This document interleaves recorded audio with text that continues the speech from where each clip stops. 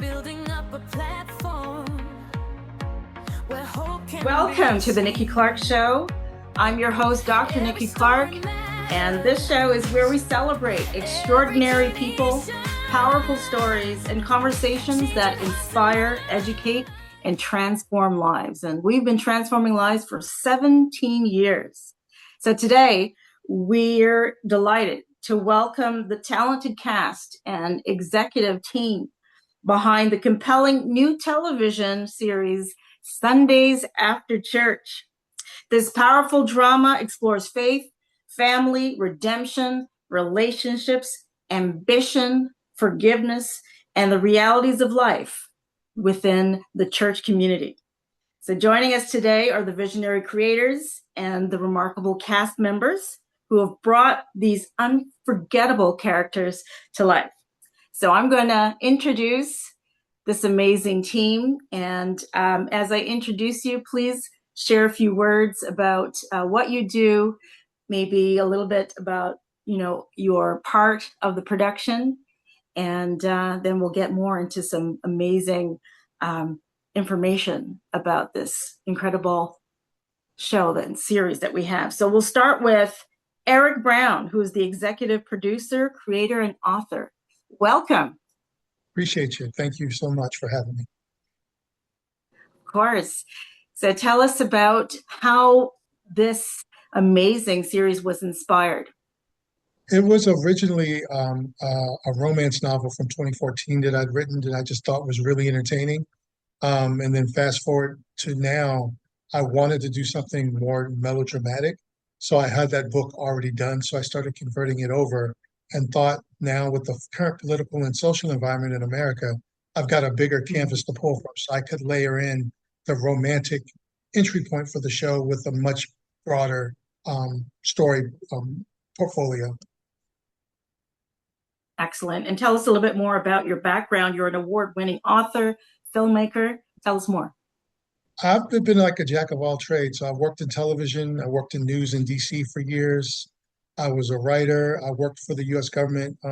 This was the cool fun fact. I trained spies for a good number of years. So some of that got written into the stories, but some of the stuff that you see came from when I worked for the government as a contractor training spies for DIA and CIA. So that's the fun fact. Okay, fantastic. All right, we'll get back to you with some more questions. And let us now meet Chef Tye Hall. Chef Tye, she's one of the executive producers, and her character is Mama. Welcome. Tell us a little bit about you and your part in the production. First of all, thank you for having us. Hello, my name is Tye Hall. I'm affectionately known as Mama on set, or Mama Tye. I am a veteran who happens to be a chef turned actress. I fell into this production from cooking, and it was my love of that and just being exactly who I am, how I landed the role. Like, I showed up and my personality did its work through my food and then through me running lines on camera. And I am super appreciative of being a part of this production. I don't know what else you would want to know about me other than I don't play about my daughter. I love it. Well, we're going to ask you some more questions, but thank you so much for being here. Love that. You're welcome. Let's meet Ronnie Hudson II, who plays Pastor Gerald Clayton. Welcome to the show. Tell us a little bit about your background and about your part in the production. Thank you for having me. As you said, I am Ronnie Hudson II. I have been acting now professionally for about 6 years. Fun fact about myself, I'm an engineer. I studied electrical engineering and systems engineering for basically my whole life, and fell in love with this craft of acting probably about 2016. Did a lot of theater, a lot of musicals on stage, and began to pursue it professionally in around 2020 during the pandemic. And since then, it's been a kind of a meteoric rise in a way. Like I said, I've kind of taken off with a ton of commercials, short films, feature films that are streaming all over any service that's out there. I've been on Chicago PD. I've been on Chicago Fire. Had the opportunity to, obviously be a part of this amazing cast and tons of commercials. I got a Burger King commercial that I'm currently in right now that's airing. So y'all make sure y'all watch your TVs and spot your boy. Yeah. So yeah, that's kind of who I am. And like I said, I had a great opportunity to come a part of this team and be Pastor Clayton. And it's been an experience like none other. Like I said, I'm just grateful for this opportunity, for this cast and this crew and this family that I have here. Excellent. Great to meet you. Thank you so much. And let's meet Letitia Argola. She's the first lady, Sandra Clayton, in the series. Tell us a little bit about your background and your part in the series.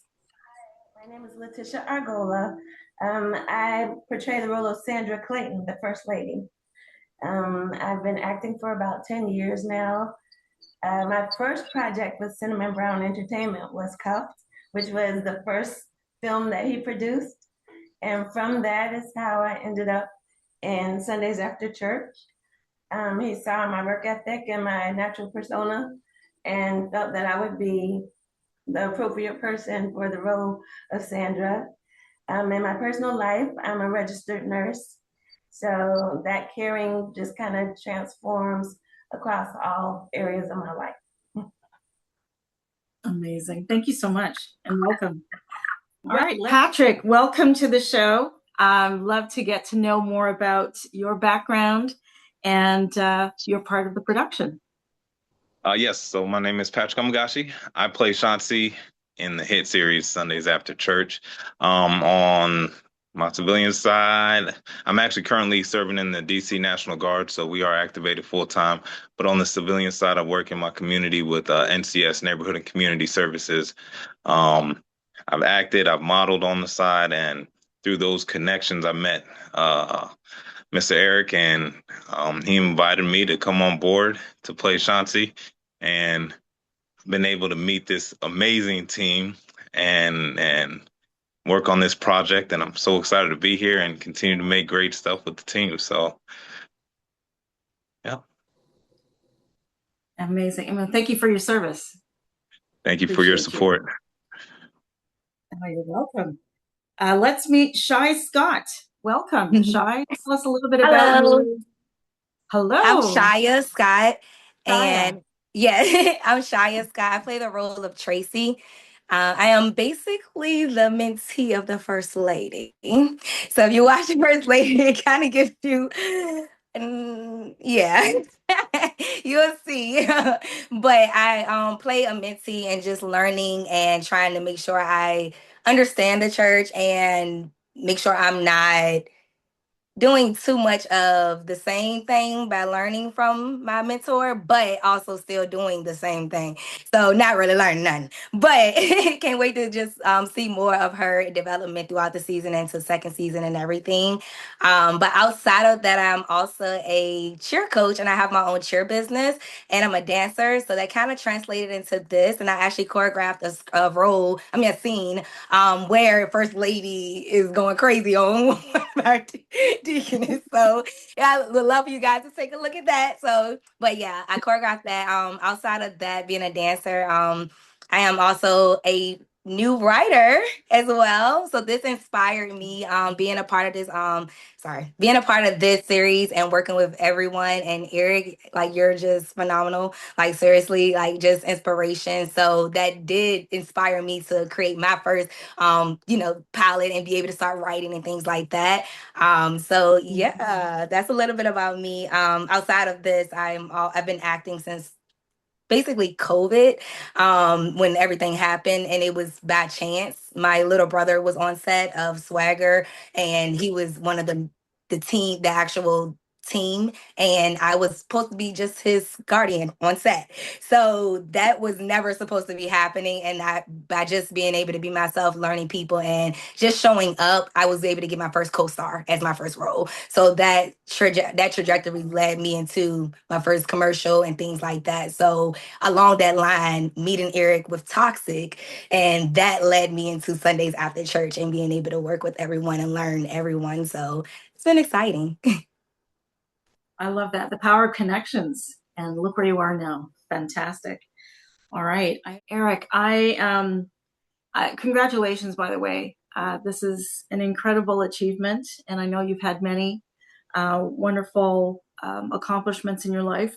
Your stories often explore difficult realities with honesty and compassion. Now, where does that passion come from, Eric? I studied a lot of Black history and I had to kind of stumble through it on my own. And then I was really into film and writing, and I started to see or notice over time a lot of what Hollywood or what the dominant society puts out is one-dimensional portrayals of Black people from the diaspora. And that just made me want to put out stories that are more layered and nuanced, that show our full humanity. No Yes. one's perfect, but there's good and bad in everybody. But that one-dimensional trope of the bad Black male, the bad Black female, just got on my nerves. And with all the Mm, history and stuff I noted, I wanted to create stories that are more well-rounded to entertain the audience, to give them something positive to look at and still be entertained and still look at it from a realistic view. They're not saints, but they're not completely, all bad either. So that was kind of my goal. I love it. And let's expand a little bit more about why Sundays After Church, the story, you felt was needed to show now. Based on the current administration, when that hit, I started to see what they were doing, and I started, wargaming. How would the Black community counter this? And I went back to my history Rolodex and realized what the Black church had done in the 60s, and that they kind of gave up in the 70s. But what if we had a church or a network of churches that were still riding for the Black community to improve things and make our lives better instead of extracting? So that's where I got the Mm, idea of this church being that nexus point for uplifting community. It's just the means they use to do it. Viewers may not completely agree with, but they'll understand. And that makes it yes, entertaining. absolutely. So I know you're a very strong advocate for independent Black filmmaking. And why is ownership so important? Basically, because if you don't control your story, you don't get to tell your story. If you don't own it, and that's happening with the newest film coming out from the Nigerian author. She's already fighting with the studio about portrayal and casting. A lot of other um, programs I've seen where when they give up control, weird character arcs come up, weird characters pop in, and the story gets watered down for the most part, especially if it's positive and uplifting. Like I even talk about, they want to make um, the Haitian Revolution movie. They can't get it made because there are no white saviors in it. That's an Mm, example of not having ownership and then not having the infrastructure to go ahead and finance it yourself. So that's why I really right. lean into ownership and empowering the cast and crew to do their best work and tell the stories we want to tell honestly. I love that. What legacy do you hope this series leaves? I want people to understand the art of the possible.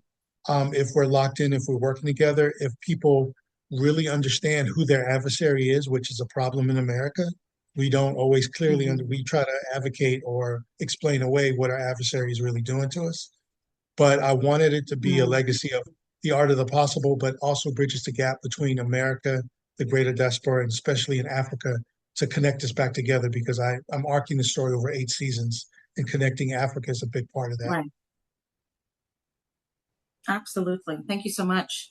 We'll Mhm. come back with some more questions Okay. for you, but I'm going to move along and ask some questions from Chef Tye, or Mama. Food connects families. Now, did that philosophy influence your approach to this series? It did. So everyone else kind of talked about it. I met Eric through food on his very first cuff, and that's when I first met Letitia. I walked in with food, and from those plates and me literally listening to what it was that they said, we kind of created a menu around it. And then I was brought in toxic, and I went from just doing the food to being the mom on the set. And I even ad-libbed a little bit because no mom is going to call their child more than once without saying their whole government name. And when I threw it out there, everybody laughed, but it fit. And after every wrap up we had of that day, the food was there. It made everyone's day go because they didn't worry about whether they were going to be satiated. They knew that the food was going to be good. They knew it was going to be nourishing for them. And when you are full, right, or even satisfied, your work shines even better because you're not hungry, you're not hangry. And then my overarching role is that I'm a mom and I'm gonna take care of my child, whether it's through that, whether I have to, get my hands dirty. That's what mama's gonna do. She's gonna show up and she's gonna do what needs to be done. Period. Including making sure that everyone eats well. Yes. Absolutely. And what do you hope audiences remember most about Mama? The one thing I want people to know about me is that when it comes to being a nurturing mother, that there is nothing that I won't do to make sure that my child or grandchildren or family is taken care of. If that means I have to put myself on the front line, I'm going to do it. And that's kind of what's being lost now with this generation of parenting that we have. The parents aren't parenting, right? It took a village at one point. And that is what the Freedom Church is. It's a village. All of us are looking out for each other. You may not agree with the way that we're doing it, but we are creating a village that lets you know that our congregation is not to be messed with. Right. And we are being governed and under a pastor who is no holds barred. He is going to do what he has to do. And then he, because he has studied, can match it up with a scripture. Because at the end of the day, there's nothing new under the sun. So when you become a part of our congregation, you will be taken care of one way or another. One way or another. Thank you so much. And let's speak to Ronnie Hudson II, who plays Pastor Gerald. Pastor Gerald carries tremendous responsibility. Now, how did you prepare for this role? A lot of, like I said, I guess church has been a part of my life forever since I was 12. And so I've seen a lot of different leaders in the churches of all types, whether they are good, whether they are bad, whether they have a major mega church following, or whether they're just, 5-member every Sunday. I've seen a lot of different pastors and a lot of different approaches to leading different people. And so a lot of what I brought to Pastor Clayton was from that kind of research and that life that I've kind of lived over my whole life. It was great. Like I said, when you have great writing and somebody like Eric who can lay down the story and the intention of where we're going and who these people are, that allowed me to kind of find Pastor Clayton's voice, and ultimately what his main goal was. And I think one thing that you see from Pastor Clayton is that he's kind of overly, I guess, obsessed and focused on a particular goal. And I think that was something that I kind of leaned into and tried to really stay focused on the ultimate goal of where he was trying to go. Yeah, I love that. Can you think of a scene that challenged you emotionally? What scene was that? Emotionally, probably the most emotion, because if you watch the series, you probably would think that Pastor doesn't have a lot of emotion.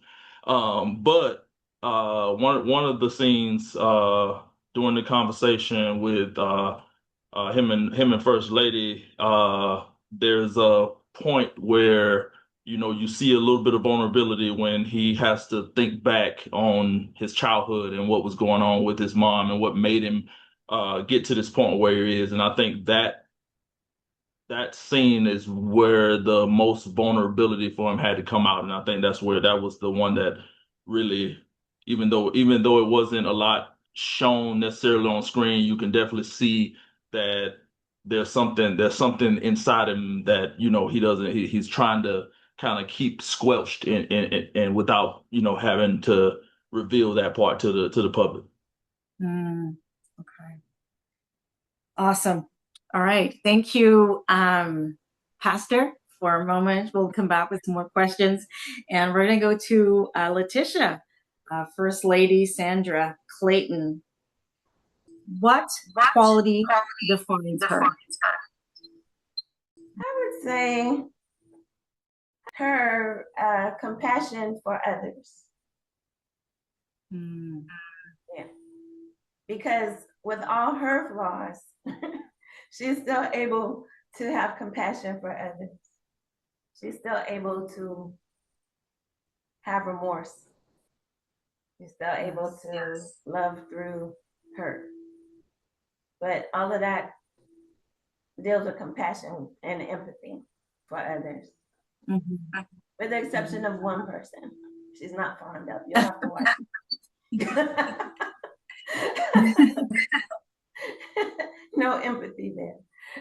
No empathy for one. What do you hope women take away from Sandra's journey? I want women to take away the fact that it's okay to be human. It's okay to have feelings, and you probably shouldn't always act on them the way Sandra does, but it's okay. Like, it's okay to be human. We're perfectly flawed people, right? Yes. We love, we hurt, we,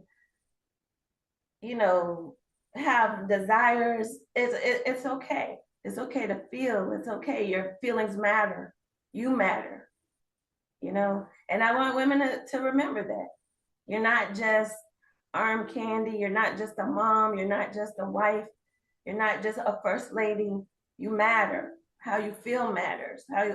What is important to you matters. I love that. Thank you so much. Thank you. We'll come back with some. Okay. Awesome. Let's go to Shaia. Shaia, you play Tracy, and tell us more about the character Tracy. So Tracy is battling with her head and her heart. And she has a mentor that should be steering her in the right decisions and direction.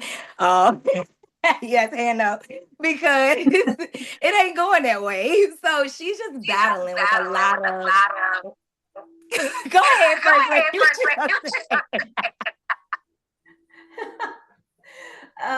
Miss Nicole. Yes, ma'am. Miss Nikki, I'm gonna pull a Kanye West. I'm gonna let you finish, but when you and everybody else, the rest of the world watches, you will see that Tracy had her issues before First Lady. She was doing these things before First Lady even met the answer to her problems. Okay, you have the mic back. When you go at these things, you get a mentor, and things supposed to change. So the things haven't changed. So Tracy is battling with her head and her heart.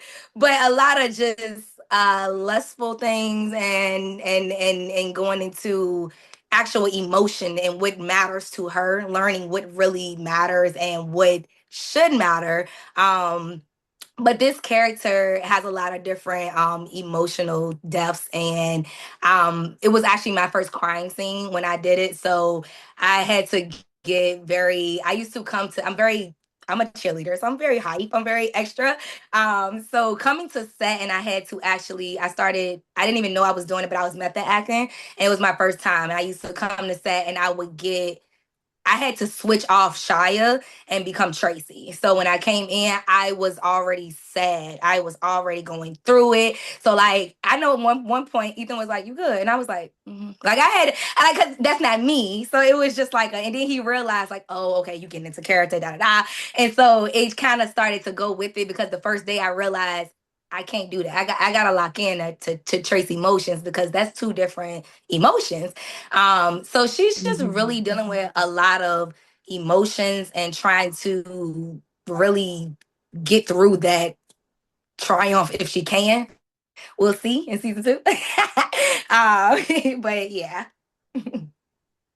Love that, and I always wondered, maybe you can share your method.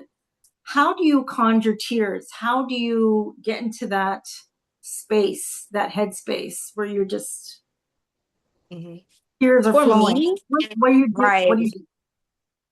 For me, I just got into it. I'm just a very in tune person. Since I am a cheer coach and I work with kids, I'm very empathetic. So I am an empathetic person. I already feel that. That was honestly that was a hard part. I had to hold back tears. One of the scenes I held back tears. And had to like learn the emotion of you don't have to cry every time to still get a crying scene across. So I learned a lot about myself, and some of the takes I didn't cry but still gave the same emotion. Some I was able to get tears out, and I learned through my craft that I was just pulling it from really diving into that character because I don't have a lot of negative things to really pull from. So it wasn't really something I just had to kind of make up some stuff. So I was just putting myself in spaces that just weren't right, honestly. Mm-hmm. Awesome. I'm going to ask you another question. What was the chemistry like, among this incredible cast? It's dope. It's a real family. Like I love coming to set. So that's why I really hate I had to be in that space at some points because I couldn't even laugh when they were like over there tripping. And I'm like, all right, lock in, girl, because you about to go over your lines and they over there tripping. And it's so Yeah. it's really you have to just balance it. So learning the balance of it. Awesome. All right. Thank you so much. All right. Yes. We'll go to Patrick. Here's a question for you. Was there a moment during filming when everyone realized this project was really something special? Patrick, what do you say? Absolutely. For me, I bounced around back and forth with work and being on set, but there were quite a few moments that I was there where, I mean, we all just clicked from long hours of being with each other, close quarters when we were in the first house scene. I think for me, um, the first time where I was just like, man, this is a family setting, honestly, wasn't even when we were shooting. It was Mama Tye's meal, and I've done a lot of different projects, but to see the camaraderie, and some of them had been on other projects together, some of us were brand new. But every time someone new came on set, it was like instantly just welcoming, everyone just getting together. We had nights where we were playing cards together and just having a good time. It was Rod, Pastor, and First Lady. We go out to a Walmart and go get stuff to come back and just relax. So it was all these times where we were just together, and like Shai said, it was a family setting, almost every single scene, downtime, all on set. So for me, it was just we knew it was going to work. We knew that everyone was together and putting in the effort. When we weren't filming, we were practicing lines and going over stuff. So honestly, for me seeing that, I was like, I know this is going to be an amazing project, and I just felt so honored to be a part of it. I love that. Thank you so much. And can Absolutely. I just say the set sets the tone, and they set the tone from walking in, taking care of everybody, making sure we were good, just the communication and everything. So I just wanted to drop that in there. Sorry. Absolutely. And I then mean, I'll piggyback too, because we see each other outside of the set. If someone is doing something, they having an event, and we are in proximity, we still lock in. We send flowers, we show up. We have truly become a family. And when you've been on other sets and you've been behind the scenes on other sets, you don't always see that. right. But we send each other happy birthdays. If we find out it's a birthday on set, we go the extra mile to make that person feel seen and welcome. It's not your new you a cousin. Like everybody is a Mhm. cousin, and we circle around each other, and that is something that you don't hear or see a lot of. But if something is going on, we are there to cover each other's backs. And that is the one thing that I cannot thank Natasha and Eric enough for, because they've given us an extended family that truly cares for each other. That's very special. Thank you so much for sharing that. Let's go to Ronnie. And the question I want to ask you is, what kind of conversations are going to come out of Sundays after church? What do you think conversations are going to be sparked in homes and communities?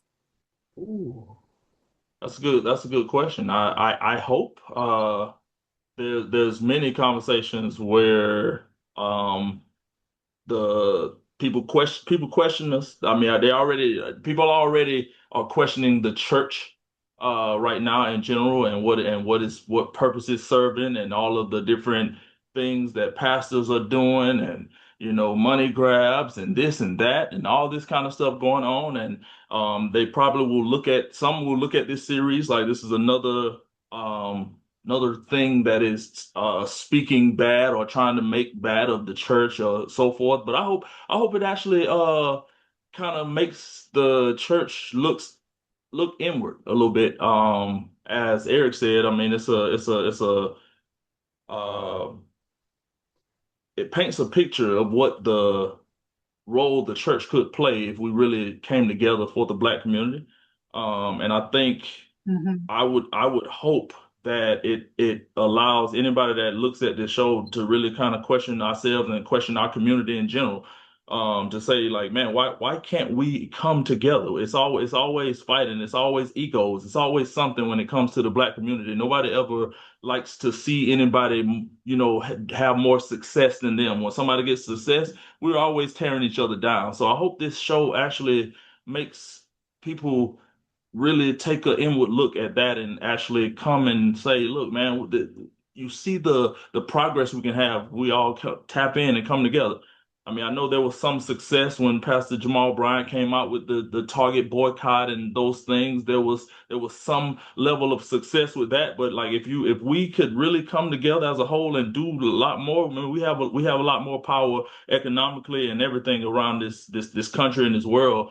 And I think this show is a voice to try to show, what that could be. I love that. Definitely power in numbers. Thank you so much, Ronnie. So let's go to Eric. I'm going to ask you this wrap-up question. If viewers could take away just one lesson from the series, what would you want it to be? How to take power. That would be the main, what it takes to take power. Um, there's a certain amount of ruthlessness you need, but you have to decide how to wield it. I don't believe in it being internally directed, externally directed for the betterment of your group. So that's why I wanted the show to be a blueprint for how to take and control power and mold it to your means to get the outcome you want. And that's something that a lot of the Black community currently doesn't do. We're always asking instead of taking. So it's that show kind of goes into that. So that's what I would like on the table. Oh, we could do it this way. And it's all legal for the most part, but they just think that, you have to be polite all the time. Sometimes you don't. So in this current environment, I don't believe you do. So, Okay. Yep. No permission needed. Yep. Absolutely. And tell us how people can watch the show. I'm excited. I'm going to watch my series this week. It's currently on Amazon TV, Apple TV, and then theindytube.com. Those are the three platforms they can rent the series from right now. Excellent. And how can people follow you on social media or whatever social media platform you have? They can go on Cinnamon Brown Studios or Sundays After Church TV series on IG, and they can keep up with us, or our website, cinnamon.brownentertainment.com. Excellent. Thank you so much. And I want to also go to Mama and ask her, how can we support her on social media? Where can we find you? On everything, it is Chef Tye Hall across everything. IG, Facebook. I'm not on what's that thing? TikTok. I'm not there yet. I'm struggling, but I'm gonna get there in a minute. But on IG and Facebook, it's Chef Tye Hall on everything. Excellent. And thank you so much. You're welcome. And Ronnie Hudson II, same thing. Where can we support you on social media? And just like Chef Tye, on all platforms, Facebook, TikTok, Instagram, it's Ronnie Hudson II at Ronnie Hudson II. Excellent. And Miss Letitia, where can we find you on social media? You can find me on Instagram at Letitia Argola. It's at LetiTiaArgola. And I'm also on Facebook, but I'm not as active there. So if you want to communicate or see pictures and everything, it's on Instagram at Letitia Argola. Letitia Argola. Thank you so much. And Patrick, how can we support you on social media? I am on all platforms as well. For Instagram, it's going to be BMV_trainer. And then on TikTok, it's going to be Oh My Gosh Pat. OMYGOSH Pat. Thank you. Fantastic. You're welcome. And Shaia, how can we support you? You can follow me on Instagram and TikTok at Shaia.Scott. It's SHAIA.Scott. And then on Facebook, it's just Shaia Scott. Fantastic. Well, I am so thrilled. I want to thank you all for your time today.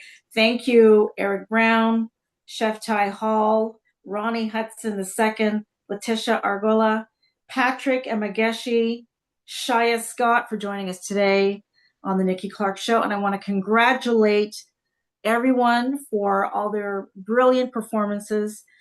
Huge congratulations on creating a series that entertains while opening meaningful conversations about faith and family and redemption and leadership and resilience.